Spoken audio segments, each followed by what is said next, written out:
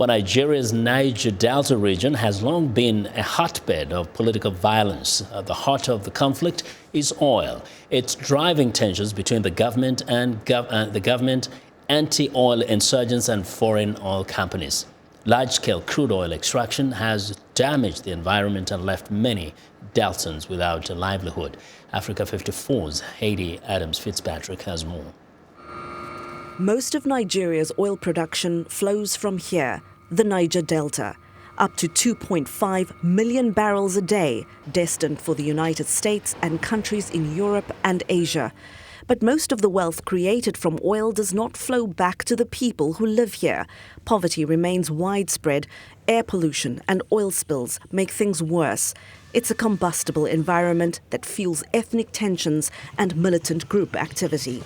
And then coupled with that, you have, unfortunately, a weak governance system and a weak government that over time has been unable to hold the oil companies accountable, and over time has been unable to properly implement policies to ensure that the needs of the people, the needs of the citizens are properly met. One oil company says a new approach is needed. Research funded by Chevron suggests that community-led economic development programs could be more effective than those run by the government. Adrienne Gifford led the research team in the Niger Delta. She says the private sector is a key driver for development. They're doing it in ways that equip people with that knowledge and that capacity.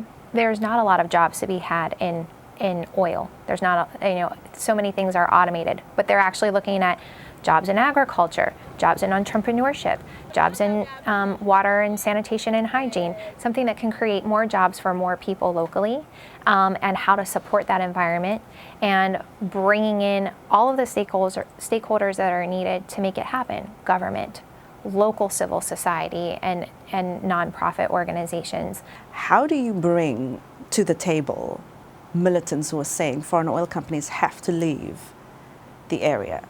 Around the world, people are getting involved in things that are harmful to their communities because they don't see another option.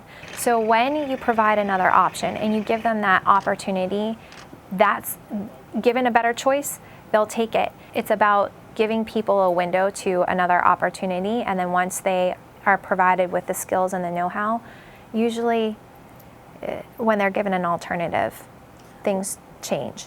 The big picture goes beyond the Niger Delta. It involves the relationship oil companies have with the places where they extract oil in Africa, and the implications that has for the governments and communities involved. On the regional scale, we can't afford a major crisis in Nigeria because the entire West Africa region will suffer for that. Nigeria itself, too, as well, cannot afford going into another major crisis with the Niger Delta, because what we see in the northeast with Boko Haram, the government doesn't have the capacity to handle something at that scale again in the Niger Delta. Onubogu says it's up to Nigeria's government to find ways to work with the private sector and the people to bring change in a place where prosperity, politics and peace depend on each other. Hayde Adams Fitzpatrick, VOA News, Washington.